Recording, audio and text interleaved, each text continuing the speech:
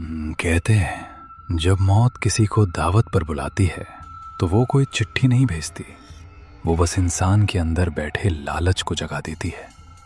सुंदरपुर गांव में आज एक ऐसी ही शाम उतर रही थी। सूरज ढलने में अभी वक्त था। रामू काका, माधो और सुखिया पड़ोस के रामपुर गांव की एक बहुत बड़ी दावत में जाने की तैयारी कर रहे थे, लेकिन उन्हें नहीं पता था कि आज रात की मेज पर खाना नहीं, वो खुद परोसे जाने वाले हैं। काका जरा कदम बढ़ाओ ना, मैंने तो कल रात से ही पेट खाली रखा है। सुना है सरपंच ने शहर से बावर्ची बुलवाए हैं। देसी घी की बूंदी, मालपुए और कटहल की सब्जी। आहा, बस पहुंच जाएं एक बार। अरे चुप कर भुक्खड़, जब से चले हैं तेरे मुंह से सिर्फ खाने का ही नाम निकल रहा है। तूने वो ट्रैक्टर देखा था? ऐन मौके पर उसका टायर फट गया। अब ये 10 कोस का रास्ता पैदल ही नापना पड़ेगा।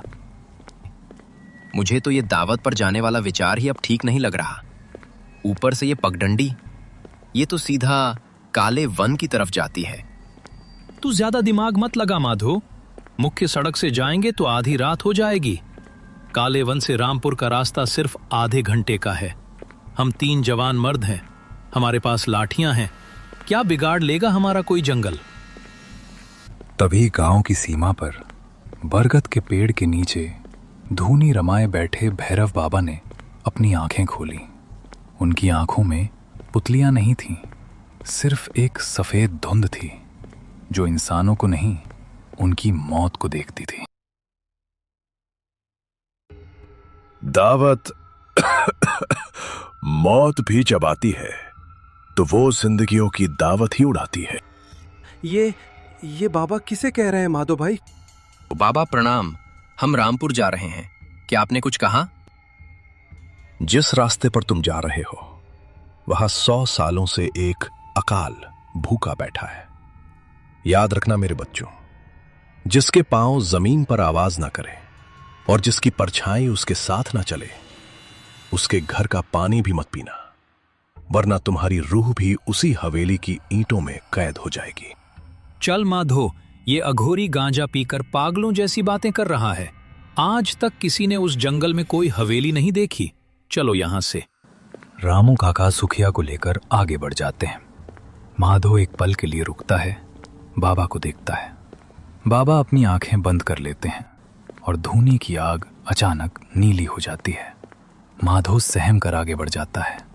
जैसे ही उन्होंने काले वन की सरहद पार की, हवा का रुख बदल गया।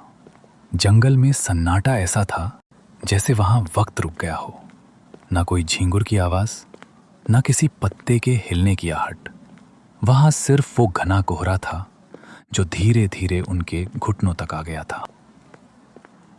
माधो भाई, यहाँ इतनी ठंड क्यों है? अभी गांव में तो पसीना आ रहा था और यहाँ मेरे दांत बज रहे हैं।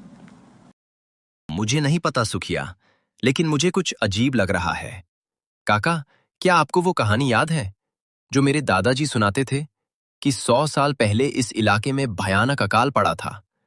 गांव के गांव साफ हो गए थे। तो कहते हैं उस वक्त जंगल के बीचों बीच एक जमींदार की हवेली हुआ करती थी। जमींदार के पास अनाज के भंडार थे, लेकिन उसने गांव वालों को एक दाना नहीं दिया। लोग उसकी हवेली के बाहर तड़प तड़प कर मर गए और मरते हुए श्राप दे गए कि पुरानी बातें मत उखाड़ माधो, रास्ते पर ध्यान दे। अरे, ये अचानक इतने काले बादल कहां से आ गए? अभी तो आसमान साफ था। काका, हवा भी ठंडी हो गई है। मुझे लगता है बारिश होने वाली है। क्या हमें वापस लौटना चाहिए? पागल हो गया है? आधा रास्ता पार कर चुके हैं, अब रामपुर पास ही है, चलते रहो। हल्की हल्की बारिश शुरू हो गई। बूंदें जंगल के पत्तों पर गिरकर एक अजीब सी आवाज पैदा कर रही थी। मिट्टी की सौंधी खुशबू के बीच एक अजीब सी घुटन भी थी, और इसी घुटन के बीच उन्हें वो दिखा जो उनका ही इंतजार कर रहा था। क्या काका, वो देखो, वहां किसी की लालटेन चमक रही है।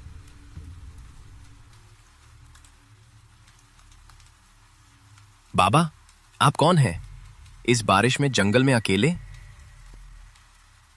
अरे बेटा, मैं तो पास ही रहता हूँ। आज लकड़ियां बीनने थोड़ा आगे आ गया था कि ये बेमौसम बारिश शुरू हो गई। तुम लोग कहाँ जा रहे हो, इतनी रात गए? राम राम बाबा, हम रामपुर की दावत में जा रहे थे, पर लगता है इस बारिश में भीग ही जाएंगे। रामपुर? अरे राम राम बेटा, तुम लोग तो गजब मुसीबत में पड़ जाते। रामपुर जाने वाला जो नदी का पुल है ना, वो तो पुरानी ईंटों का था, कल ही धंस गया। अब वहां जाने का मतलब है नदी में गिरना। क्या पुल टूट गया? काका, मेरी दावत। अब मेरे पेट में चूहे कूद रहे हैं और ठंड भी लग रही है। रो मत मेरे लाल, ऐसा करो, मेरा मकान यहाँ से बस 2 मिनट की दूरी पर है। एक पुराना सा पक्का मकान है, तुम लोग वहां रुक जाओ। बारिश रुक जाए तो सुबह चले जाना। और हाँ मैंने अभी अभी चूल्हे पर गर्मा गर्म दाल और रोटियां सेंकी हैं। दावत ना सही, पर यह गरीब तुम्हारी भूख तो मिटा ही सकता है।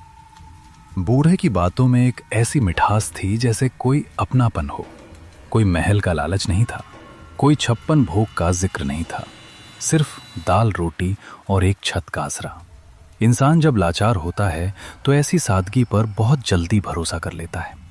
माधो को भी लगा कि शायद वो तांत्रिक बाबा गलत थे। आपका बहुत उपकार होगा बाबा, चलिए।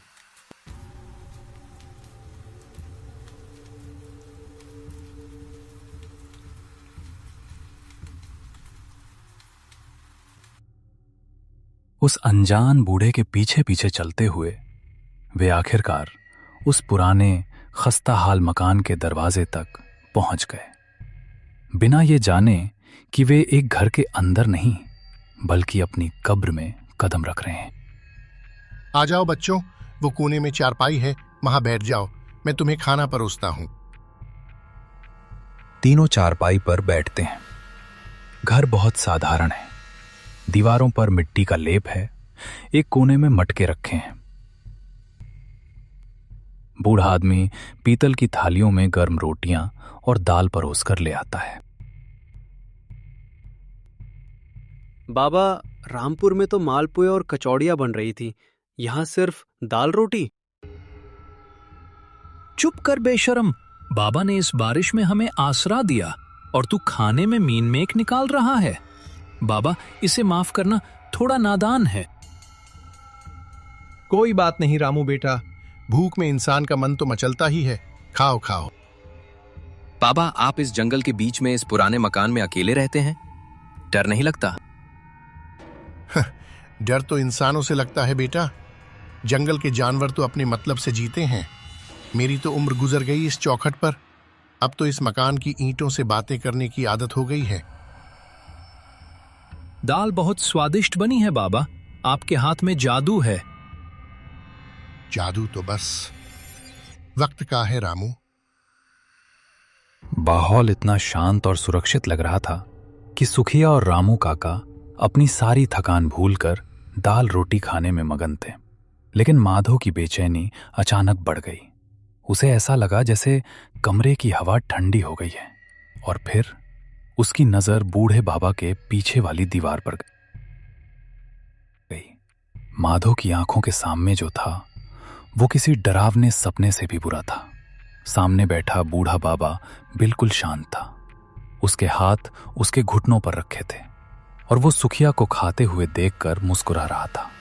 लेकिन आग की रोशनी से दीवार पर जो उस बूढ़े की परछाई बन रही थी, वो परछाई शांत नहीं थी। दीवार पर दिख रही परछाई का आकार किसी इंसान का नहीं बल्कि एक विशाल और भयानक राक्षस जैसा था। परछाई के हाथ बहुत लंबे थे, जबकि असली बूढ़ा बाबा चुपचाप बैठा था। लेकिन उसकी परछाई दीवार पर पागलों की तरह अपने हाथों से कुछ फाड़ रही थी और उसे अपने मुंह में ठूंस ठूंस कर खा रही थी, बिल्कुल एक भूखे जानवर की तरह। अगर परछाई वो ना करे जो इंसान कर रहा है तो भाग जाना। काका, सुखिया, उठो, हमें अभी यहां से जाना होगा। माधो की आवाज सुनकर बूढ़ा अजनबी अपनी मीठी मुस्कान बरकरार रखता है, लेकिन उसकी आंखें धीरे धीरे एकदम काली होने लगती हैं। ओल्ड मैन, क्या हुआ माधो बेटा, पेट भर गया क्या? अभी तो तुमने मेरी पूरी दावत देखी ही नहीं है। दरवाजा बंद हो चुका था। सादगी का वो नकाब अब उतरने वाला था। क्या माधो अपने साथियों को इस भयानक परछाई वाले शैतान से बचा पाएगा? दाल रोटी के पीछे छुपा इस पुराने मकान का असली सच क्या है? लालच का पर्दा जब आंखों से हटता है तो हकीकत का नजारा मौत से भी बदतर होता है। दरवाजा बंद होते ही उस छोटे से मकान की गर्माहट एक बर्फीले मौत जैसे सन्नाटे में बदल गई।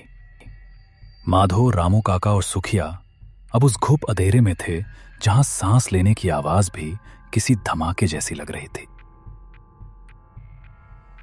माधो भाई, ये अंधेरा क्यों हो गया? बाबा कहाँ गए? मुझे घर जाना है। बाबा, ओ बाबा, लालटेन जलाओ, ये कैसा मजाक है? काका शांत रहो, मैं टॉर्च चला रहा हूं, यहां कुछ भी ठीक नहीं है। माधो की टॉर्च की रोशनी जैसे ही सामने पड़ी, उनके पैरों तले जमीन खिसक गई। वो मिट्टी की दीवारों वाला छोटा सा मकान गायब हो चुका था। वो अब एक बहुत बड़े जले हुए और काले पड़ चुके तहखाने में बैठे थे, जिसकी दीवारें राख और खून से सनी थीं, और सामने पड़ा वो गर्मा गर्म खाना। सुखिया, थूक दे, मुंह से निकाल उसे। टॉर्च की रोशनी में दिखता है कि पीतल की वो थालियां अब जंग लगी हुई लोहे की प्लेटें हैं। दाल रोटी की जगह प्लेट में सड़े हुए सूखे पत्ते, काली मिट्टी पड़े हैं। मैंने ये क्या खा लिया? मेरे पेट में सड़े हुए सूखे पत्ते, काली मिट्टी। काका, मुझे... हे राम, हे मेरे भगवान, ये हम कहां आ फंसे? माधो, वो तांत्रिक सही कह रहा था। काका, जमीन देखो, हड्डियां, यहां सैकड़ों लोगों की हड्डियां पड़ी हैं। हड्डियां? ये वो हैं जो मेरी दावत में बिना बुलाए आ गए थे, और आज तुम भी इसी तहखाने की जमीन का हिस्सा बनोगे। तहखाने की उस सीलन भरी हवा में अतीत का वो खौफनाक पन्ना खुलने वाला था, जिसकी कीमत आज इन तीनों को अपनी जान देकर चुकानी थी। ये वो कहानी थी जिसे पूरा काले वन का कोना कोना चीख चीख कर सुनाता था। 100 साल पहले इस इलाके में ऐसा भयंकर अकाल पड़ा था कि लोग पेड़ों की छाल और जमीन की मिट्टी खाने पर मजबूर हो गए थे। लेकिन इसी काले वन के बीच खड़ी इस हवेली के तहखानों में जमींदार का अनाज सर रहा था। गांव वाले अपने भूखे बच्चों को लेकर इस हवेली के दरवाजे पर रोए गिड़गिड़ाए, लेकिन उस जमींदार ने अपनी बालकनी से उन पर सड़ा हुआ खाना और हड्डियां फेंककर उनका मजाक उड़ाया। भूख जब हद से गुजर जाती है तो इंसान जानवर बन जाता है। गांव वालों का सब्र टूट गया। उन्होंने बाहर से हवेली के दरवाजों पर कीलें ठोक दी और हवेली को जिंदा जला दिया। जमींदार इसी तहखाने में जलकर राख हो गया, लेकिन मरते हुए उसने अपनी जलती हुई हड्डियों से शाप दिया था, मेरी भूख कभी नहीं मिटेगी। जो भी इस जंगल से गुजरेगा वो मेरा निवाला बनेगा। वो जमींदार राख जरूर हुआ, लेकिन उसकी रूह एक छलावा बन गई, एक ऐसा पिशाच जो आज रामू काका, माधो और सुखिया के सामने खड़ा था। वो देखो वहां, वो बाबा। माधो की टॉर्च की रोशनी सीधे छलावे पर पड़ती है। अब वो कोई साधारण बूरा नहीं था, वो एक 8 फुट लंबा जला हुआ भयानक कंकाल था। उसके शरीर पर सड़ा हुआ शाही कपड़ा लटक रहा था, उसकी आंखों के गड्ढों में लाल आग जल रही थी और उसके जबड़े से काला खून टपक रहा था। मेरी दावत अधूरी है, मुझे गोश्त चाहिए। छलावा एक ही छलांग में सुखिया के पास पहुंचता है और अपने लंबे नुकीले नाखूनों वाले हाथ से सुखिया के पैर को पकड़ लेता है और उसे अंधेरे की तरफ खींचने लगता है। काका, माधो भाई, मुझे बचा लो, ये मुझे खींच रहा है। सुखिया, छोड़ उसे शैतान। माधव अपनी लाठी उठाता है और पूरी ताकत से छलावे के हाथ पर मारता है। ठुक! लेकिन लाठी छलावे की सूखी हड्डियों से टकराकर दो टुकड़ों में टूट जाती है, जैसे लोहे पर मारी हो। तुम मुझे लकड़ी से मारेगा? मैं वो आग हूं जो बुझती नहीं। रामू काका का घमंड आज चूर चूर हो गया था। उनके सामने उनके गांव के दो नौजवान मौत के मुंह में जा रहे थे, और ये सब उनके उस लालच का नतीजा था जिसने उन्हें तांत्रिक बाबा की बात नहीं मानने दी। एक पल के लिए रामू काका को लगा कि वो भी वहीं सिकुड़कर अपनी जान बचा ले, लेकिन एक बुजुर्ग की जिम्मेदारी उसके डर से बहुत बड़ी होती है। मैंने बहुत बड़ी गलती कर दी। मेरे लालच ने इन बच्चों की जान खतरे में डाल दी।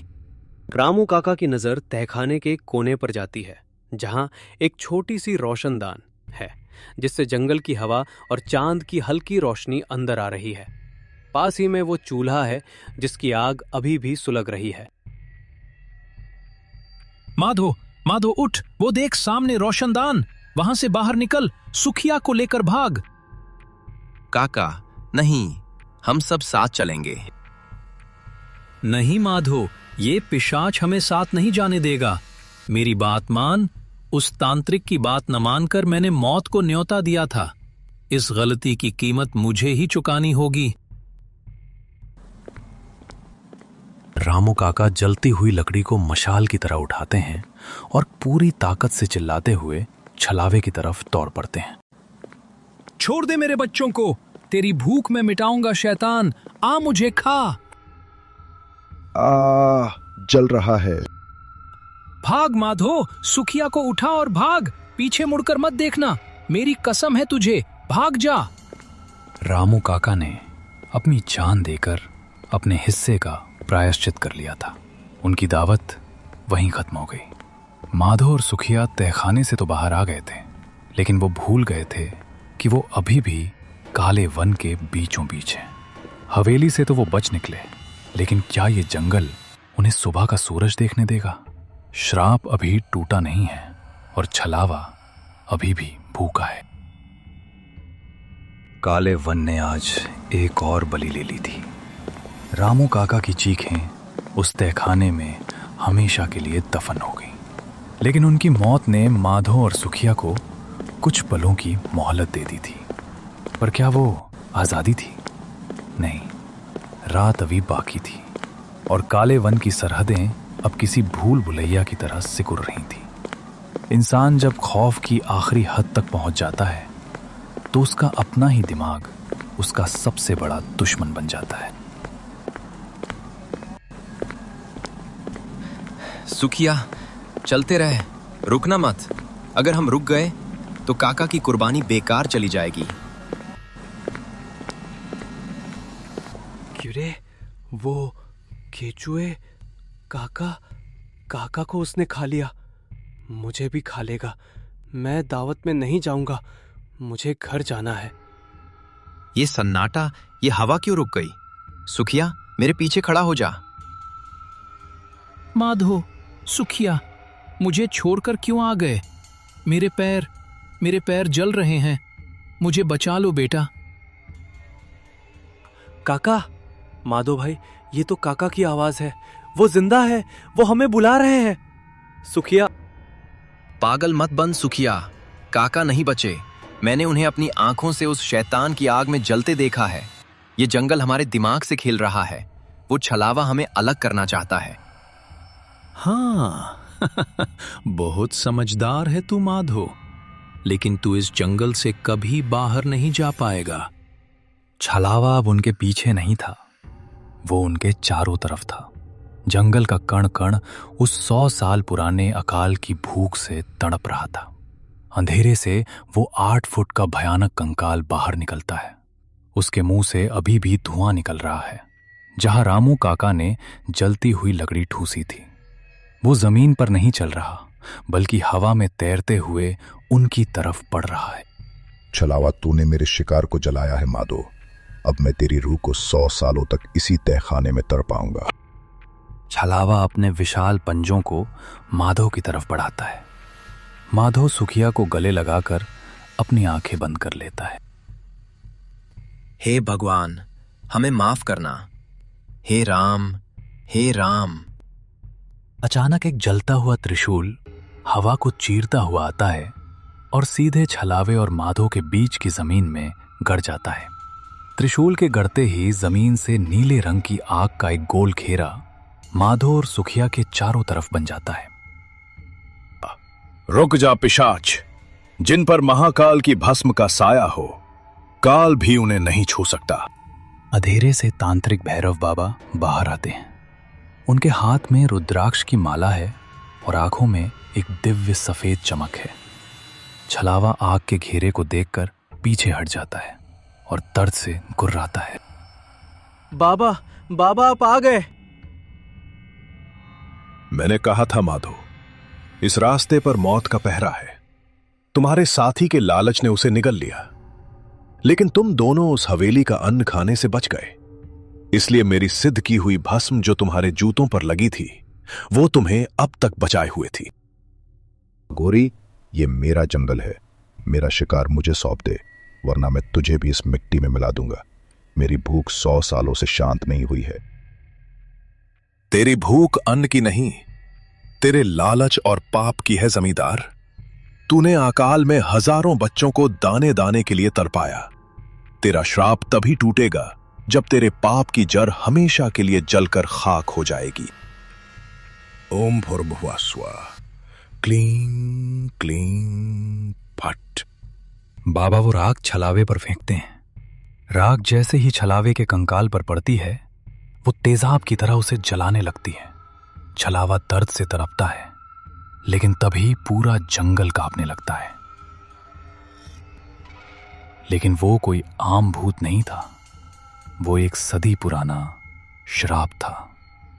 अमावस्या की रात ने उस पिशाच को इतनी ताकत दे दी थी कि वो बाबा के मंत्रों से भी टकराने लगा। माधो, मेरी ताकत कम पड़ रही है। ये अमावस्या की रात है। इसका माया जाल बहुत गहरा है। इसे मारने का सिर्फ एक ही तरीका है। तो मुझे क्या करना होगा बाबा? मैं कुछ भी करने को तैयार हूं। मुझे काका की मौत का बदला लेना है। इस पिशाच की जान उस हवेली के अन्न भंडार की मिट्टी में है। जब गांव वालों ने इसे जलाया था, तब वो मिट्टी नहीं जली थी। ये त्रिशूल उखाड़ और इसे छलावे की छाती के बीचों बीच उस जगह मार जहां इसका काला दिल धड़कता है।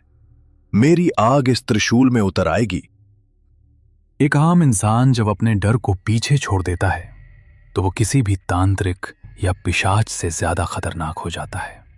रामू काका का जला हुआ चेहरा माधो की आंखों के सामने तैर गया। उसने अपनी सारी ताकत लगा दी। माधो त्रिशूल को उखाड़ लेता है।